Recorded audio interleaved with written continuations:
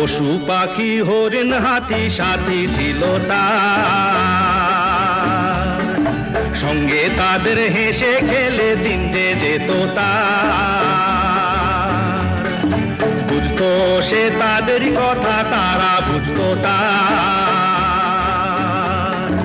এমনি করে কয়েক বছর হয়ে গেল পার।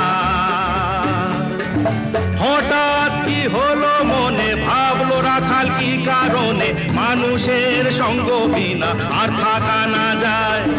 যা ছিল ধুলি করি তাই নিয়ে সে দিল বাড়ি, যাবার আগে সবার কাছে নিল সে বিদায়। হাতি প্রথমে কেঁদে বলল থেকে যাও,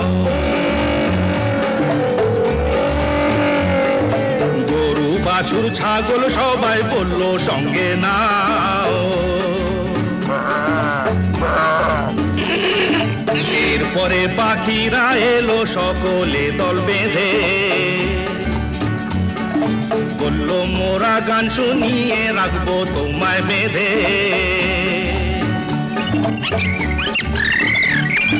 কিন্তু সে রাখালের মনে কি হয়েছিল কে জানে, গেল সে স্টেশনে বাধা না মেনে।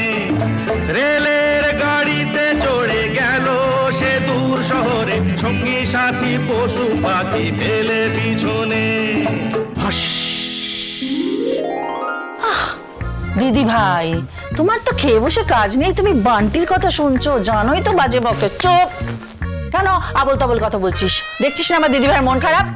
সে তো হবেই ম্যাডাম, সকলের সামনে অমনি 82 সিক্কা চর। খুব লেগেছে না ম্যাডাম? খুব ব্যথা হয়েছে না? ব্যথাটা তো আমার গালে নয় বান্টি, ব্যথাটা আমার বুকের ভেতর। বলে না দিদি ভাই, আমার বড্ড মন খারাপ হয়, বড্ড। এরকম করো না, এরকম করো না, তুমি বান্টির কথা শুনো না। বদলা তো আমাকে নিতেই হবে গ্র্যান্ড মমি, ওই চরের বদলা আমি নিয়েই ছাড়বো। যতক্ষণ না আমি বানির লাইফটা হেল করে অনিরুদ্ধকে ওর থেকে ছিনিয়ে নিতে পারছি, আমার তো রাতে ঘুমিয়ে আসবে না। রিভেঞ্জ আমি নেবই অ্যাট এনি কস্ট। শান্ত হও দিদি ভাই, আমি বলছি শান্ত হও। আমি যাব সাথীর কাছে, আমি গিয়ে ওকে প্রশ্ন করব যে এটা কি করে সম্ভব। আমাদের বাড়ির মেয়ের গায়ে হাত তুলে আমাদের বাড়ির মেয়েকে অপমান করে তারপর আমাদের সামনে বসে মোচ্ছব করবে, কি করে সম্ভব?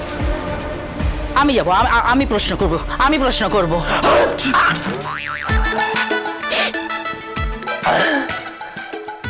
শুভ কাজে বাধা পড়লো না ম্যাডাম?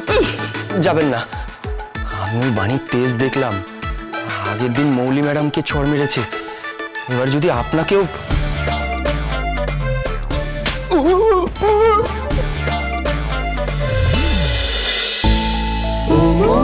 ও মোর দরদিয়া, সোম থেকে রবি প্রতিদিন সন্ধে 7টায় স্টার জলসায় ও জিও হটস্টারে।